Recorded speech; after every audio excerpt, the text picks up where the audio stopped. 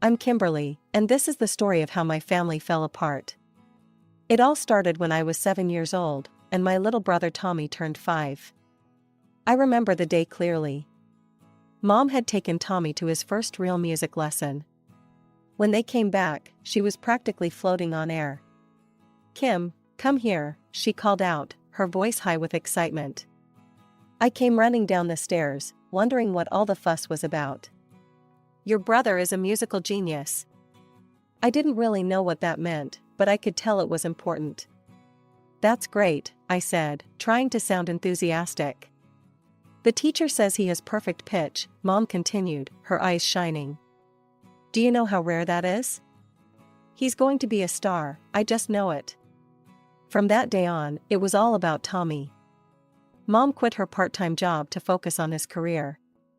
She'd spend hours researching music competitions and TV shows for kids. Our living room turned into a mini recording studio, with a keyboard, microphone, and even a small karaoke machine. Don't get me wrong, Tommy was good. When he sang, his voice was clear and pure, like a little angel. But I couldn't help feeling left out. Mom was too wrapped up in Tommy's potential stardom, and Dad was barely around.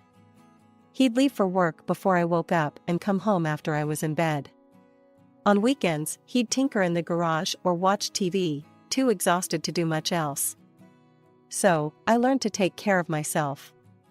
I'd make my own lunches, do my homework without being asked, and try not to bother anyone with my problems.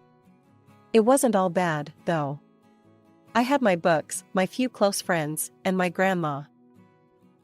Grandma was Mom's mother, but they couldn't have been more different. While Mom was all about the spotlight and fame, Grandma was down-to-earth and practical. She owned a small convenience store in town, and I started helping out there after school when I was 12. "You're a good worker, Kimberly," she'd say, smiling at me over her glasses. "Smart with money, too. That'll serve you well in life." Those words meant more to me than all the vague praise I got at home. At least someone saw me for who I was, not just as Tommy's sister. Speaking of Tommy, he was thriving under Mom's attention.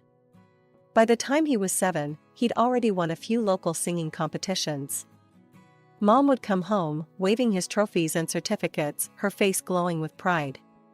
"Did you see Tommy on TV last night?" she'd ask me, not waiting for an answer. The judges said he was the most talented child they'd seen in years. I'd nod and smile, trying to be happy for my brother. But I couldn't help the twinge of jealousy when I saw how differently we were treated. Tommy had the latest toys and gadgets, while I had to save up my allowance for months to buy anything I wanted. As I entered high school, the divide between Tommy and me grew even wider. While I attended the local public school, Mom enrolled Tommy in an expensive private academy known for its music program. Every morning, she'd drop him off in our beat-up minivan, fussing over his uniform and reminding him about his after-school voice lessons. Meanwhile, I'd be halfway to school already, having caught the early bus. One day, after a particularly grueling day of classes and a shift at Grandma's store, I came home to find Mom and Tommy sitting at the kitchen table, surrounded by brochures and flyers. "What's all this?" I asked, dropping my backpack by the door. Mom looked up, her eyes shining with excitement. "Oh, Kim, you won't believe it. Tommy's been invited to audition for the National Youth Choir. The audition's in New York. We'll need to buy new clothes, book flights, a hotel." I couldn't help but ask, "Can we afford all that?" Mom's smile faltered for a moment. "We'll manage. This is a once-in-a-lifetime opportunity for Tommy. We can't let it pass by." I nodded, knowing better than to argue. But as I headed up to my room, I couldn't help but wonder, what about my opportunities? It wasn't that I was jealous of Tommy's talent. I was proud of him, in a way. But I was tired of being an afterthought in my own family. That night, I heard Mom and Dad arguing in their bedroom. Their voices were muffled, but I could make out enough to know it was about money. "We're already in debt, Linda," Dad was saying. "We can't keep spending like this." "But this could be Tommy's big break," Mom insisted. "Don't you want him to succeed?" "Of course I do," Dad sighed. But what about Kim? We haven't put aside anything for her college fund. There was a pause, and then Mom's voice, softer now, Kim's smart. She'll get scholarships. Besides, she's always been independent. She'll figure something out. I lay in bed, staring at the ceiling, their words echoing in my head. She'll figure something out. That's what it always came down to, didn't it? I was expected to fend for myself while they poured everything into Tommy's future. The next day, I went to work at Grandma's store. As I was restocking shelves, Grandma called me over to the counter. "Kimberly," she said, her voice gentle. "Is everything all right? You seem distracted today." I hesitated for a moment, then the whole story came spilling out, Tommy's audition, the money problems, my fears about college. Grandma listened patiently, her face growing more concerned with each word.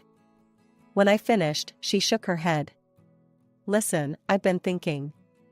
You're a hard worker, Kimberly. How would you like to start earning a real wage here at the store? Not just pocket money, but something you could save for your future." For the first time in a long while, I felt seen and appreciated. As I hugged my grandmother, I realized that maybe, just maybe, I could create my own opportunities. I didn't need to wait for someone else to invest in my future. With Grandma's help, I could start investing in myself. As the years went by, I threw myself into my studies and my work at Grandma's store. By the time I was 15, I'd managed to save up a decent amount. My goal? A laptop for school. One Friday afternoon, I decided to count my savings. I went to my closet and pulled out the pink ceramic piggy bank Grandma had given me years ago. But when I shook it, something felt off. The familiar jingle of coins was missing. My heart racing, I opened the bottom and turned it over. Nothing, not a single coin fell out. With shaking hands, I made my way downstairs. Tommy was sprawled on the couch, playing video games on a shiny new console. "Hey, Tommy," I said, trying to keep my voice steady. "You haven't seen my piggy bank, have you? Or the money inside it?" He barely glanced up from his game. "Nope, sorry." I took a deep breath and headed to the kitchen, where Mom was preparing dinner. "Mom," I began, did you take the money from my piggy bank?" She turned to me, her face calm. "Oh, that. Yes, I did." Tommy needed a new game console. His old one broke, and he was so upset. "I knew you had some savings, so I took it." I stood there, speechless. Tears were threatening to spill, but I refused to let them fall. When will you pay me back?" I managed to ask. Mom sighed, as if I was being unreasonable. "We'll see. Times are tight right now, with all of Tommy's expenses. You understand, don't you? This is an investment in his future." I didn't understand. I couldn't understand how she could do this to me. Without another word, I turned and ran out of the house. I kept running until I reached Grandma's store, tears blurring my vision. Grandma took one look at me and flipped the open sign to closed. She led me to the back room and sat me down. "What happened, Kimberly?" she asked gently. Between sobs, I told her everything. As I spoke, I watched Grandma's face change from concern to disbelief to anger. "What am I going to do, Grandma?" I asked, feeling more lost than ever. "I can't trust them." Grandma was quiet for a moment, then she stood up. "Wait here," she said. She disappeared into the front of the store. When she came back, she was carrying a laptop box. "I was saving this for your birthday," she said, placing the box in my lap. "But I think you need it now. Just don't take this home. Keep it here at the store. Use it after your shifts or on weekends. I don't want your mother getting her hands on this too." That night, as I lay in bed, I made a promise to myself. I would never let anyone take advantage of me like that again. I would work harder, save more, and find a way out of this house where I felt like a stranger. My 16th birthday rolled around with little fanfare. Mom remembered the date this time, at least. She and Dad wished me a happy birthday over breakfast, Dad sliding a card across the table before rushing off to work. I invited a few close friends. We set up some folding tables in the backyard, strung up some lights, and had a pretty good time. I'd saved up from my job at Grandma's store to buy snacks and drinks. My best friend Rachel helped me decorate with some balloons and streamers we got from the dollar store. As we sat around, eating chips and laughing about school drama, I caught myself feeling genuinely happy. For a moment, I could forget about the family dynamics and just be a normal teenager celebrating her birthday. But reality has a way of creeping back in. When Tommy's 16th birthday came around 2 years later, it was an extravaganza. They rented out the fanciest restaurant in town, invited what seemed like half the city, and even hired a professional photographer. The cherry on top? A shiny new car parked outside with a big red bow. I stood off to the side during the party, watching Tommy beam as he accepted congratulations and gifts. Despite everything, I couldn't bring myself to resent him. This wasn't his fault. He was just living the life our parents, especially Mom, had orchestrated for him. A few months later, I was thrilled to learn I'd been accepted to study economics at a college in the next state. Even better, I'd earned a partial scholarship. But as I soon discovered, partial was the operative word. The scholarship wouldn't cover all my expenses. With trepidation, I approached my parents one evening. "Mom, Dad," I began. "I got into State University for economics. I have a scholarship, but I'll need some help with the rest of the tuition and living expenses." Dad looked up from his newspaper, a crease between his brows. "That's great news about the scholarship, Kim. But you know money's tight right now. With Tommy's music school fees." Mom jumped in.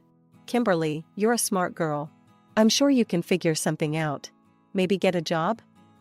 You've always been so independent." Defeated, I retreated to my room.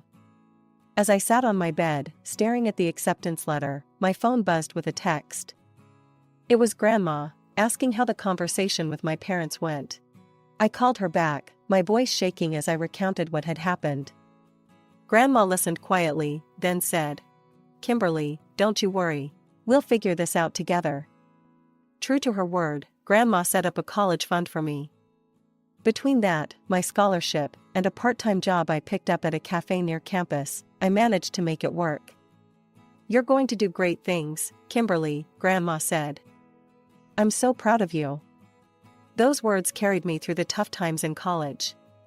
When I was up late studying, or pulling double shifts at the cafe, I'd remember Grandma's faith in me and push through. I called Tommy occasionally, trying to keep our connection alive. He was at a prestigious music college, all expenses paid by our parents, of course. Despite the differences in our situations, it was nice to hear his voice, to know that at least one person in that house might be missing me.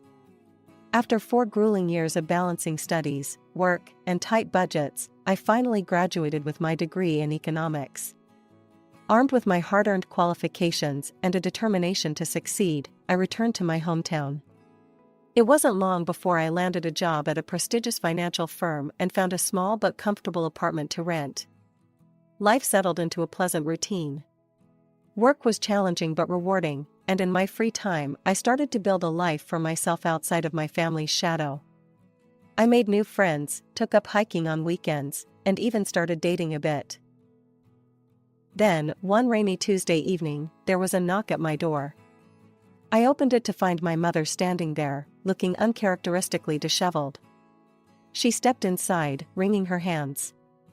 "Kimberly, I need your help." Those words sent a chill down my spine. In all my years, I couldn't remember my mother ever asking for my help. "What's wrong?" I asked, leading her to the couch. She sat down heavily, her eyes brimming with tears. "I'm sick, Kim, really sick.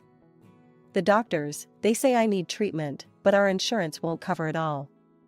My heart dropped. Despite everything, she was still my mother. "How much do you need?" $15,000, she said, her voice barely above a whisper. I know it's a lot, but I didn't know where else to turn. "Your father and we've spent everything on Tommy's education. We thought it would pay off by now, but... The next morning, we drove to the bank in silence. As we waited in line, Mom started talking, her voice low. "You know, Tommy's doing so well," she said. "He's got offers from several big music groups. Once he signs, we'll be able to pay you back in no time." I nodded, only half listening. My mind was racing, thinking about how I'd manage the loan repayments on top of my rent and other expenses. After signing what felt like a mountain of paperwork, I transferred the $15,000 to my mother's account.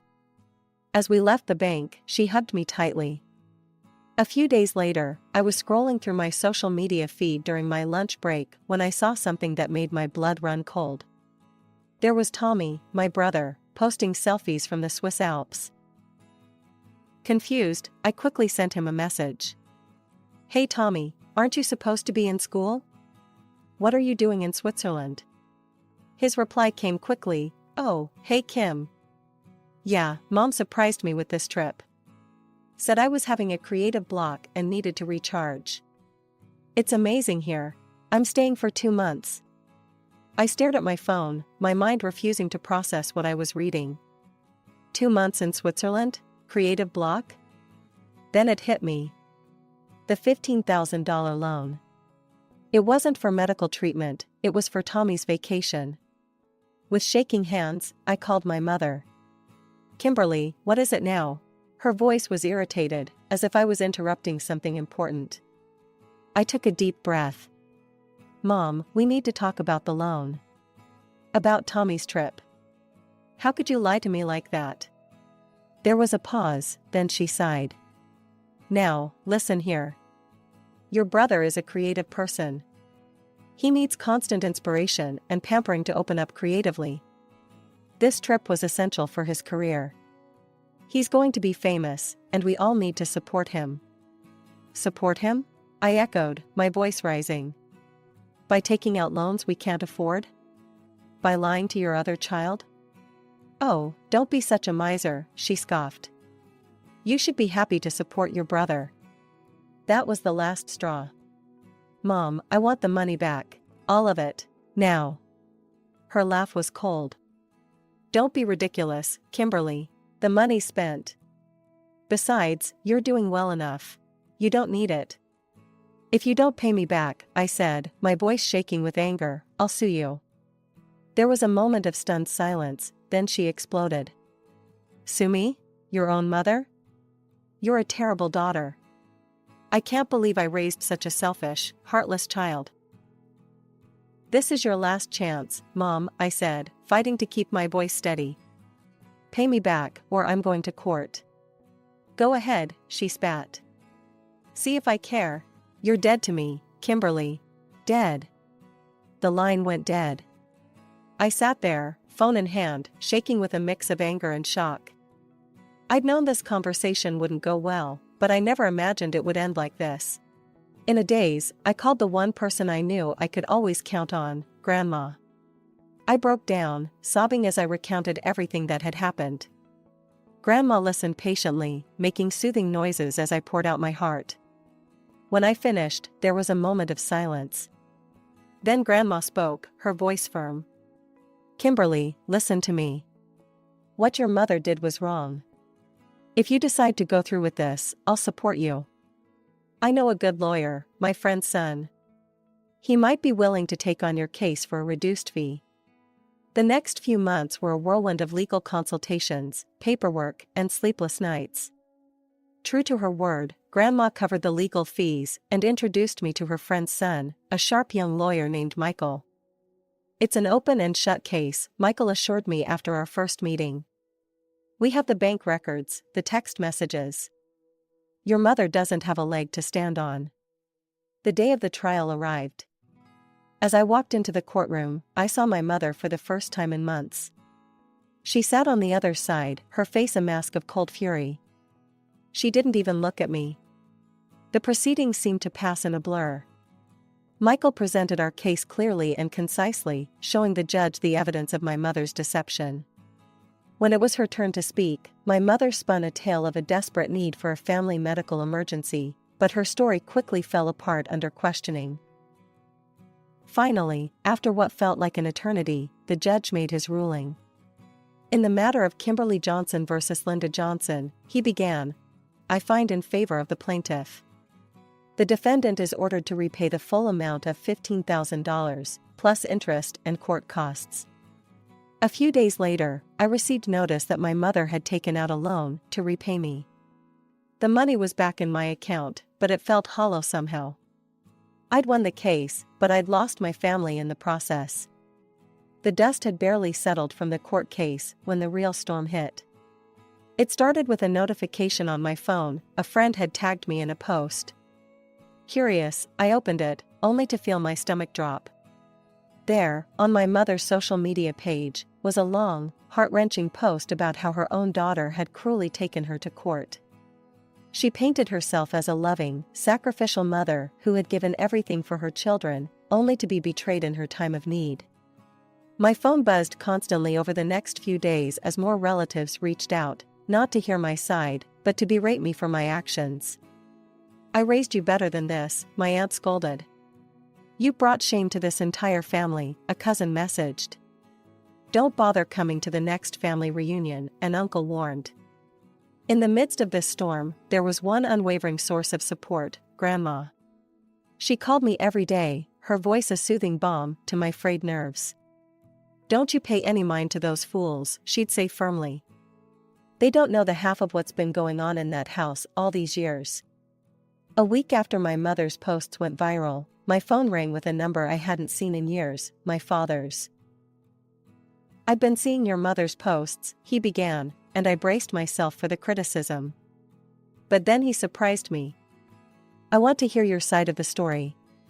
The full story. So I told him everything. The years of feeling overlooked, the incident with my piggy bank, the struggles through college, and finally, the loan and the betrayal that led to the lawsuit. There was a long silence when I finished. Then, to my shock, my father's voice came back thick with emotion. I had no idea, he said quietly. Kimberly, I'm so sorry. I failed you as a father. I followed your mother's lead for too long. I told myself I was providing for the family by working long hours, but the truth is, I was running away from the problems at home. I should have been there for you. Tears were streaming down my face now. This was the most open, honest conversation I'd had with my father in, well, ever. I've got a lot to make up for, he said. I know that. But if you're willing, I'd like to try. To be the father I should have been all along. As we continued to talk, I felt a weight lifting off my shoulders. For the first time in years, I felt like I had a parent in my corner. It wasn't going to fix everything overnight, but it was a start. After our heart-to-heart, Dad decided to take a closer look at the family finances, something he admitted he should have done years ago. He had found that Mom had been secretly withdrawing money from their joint account for years, funneling it all into Tommy's career. But that wasn't the worst of it. She'd taken out multiple loans in both their names, all to fund Tommy's pursuits. They were drowning in debt, and Dad had been completely in the dark. The confrontation that followed was explosive. I wasn't there, but I heard about it from the neighbors. There was shouting, the sound of dishes shattering, and finally, the arrival of police cars. In the aftermath, Dad filed for divorce. The proceedings were messy, but in the end, Mom got half of everything, which went straight to paying off her mountain of debt. I maintained my distance from Mom, focusing on rebuilding my relationship with Dad and cherishing the unwavering support of Grandma. Life started to feel normal. Then, about a year after the divorce, Mom's triumphant posts started appearing on social media again. Tommy had graduated from his music college and landed a spot in a famous band. Her captions were full of I told you so's and thinly veiled jabs at Dad and me. Some people couldn't see the potential, she wrote. But a mother always knows. Who's laughing now? I tried not to let it get to me. I was doing well at work, had just made a down payment on my own apartment, and was finally feeling like I was on solid ground. Dad was doing better too, seeming happier and more relaxed than I'd ever seen him. But life has a way of throwing curveballs when you least expect them. 2 years after Tommy's big break, he took another trip to Switzerland. His social media was full of glamorous shots of the Alps, videos of him partying with his bandmates. Then, one chilly morning, he decided to film himself singing at the top of a mountain, wanting to impress his fans with his vocal range in the thin, cold air. It was a disaster. He caught a severe cold that developed into a serious throat infection. Despite the best medical care, the damage was done. Tommy lost his singing voice. The news hit Mom hard. Her neighbors later told me that they heard screaming coming from her house, sounds of things being thrown and broken. When they went to check on her, they found her in a state of total hysteria. She didn't recognize anyone, kept babbling about lost fortunes and ruined dreams. They had no choice but to call for help. Mom was admitted to a mental health facility. The doctors diagnosed her with a severe nervous breakdown, exacerbated by years of stress. As for Tommy, he spiraled into depression and turned to alcohol. For months, we weren't sure if he'd pull through. But slowly, with support from Dad and me, he started to turn things around. He got sober and, in a twist that surprised us all, applied to college to become a music teacher. "I can't sing anymore," he told me over coffee one day. "But maybe I can help other kids who love music. Do it right, you know? Without all the pressure and crazy expectations." I felt a surge of pride for my little brother. "I think that's a great idea, Tommy." As I drove home that evening, I reflected on the tumultuous journey of the past few years. I thought about Mom, still in the facility, trapped in a world of her own making. About Dad, finally free to live his own life. About Tommy, finding a new path. And about myself. I'd stood my ground, fought for what was right, and come out stronger on the other side.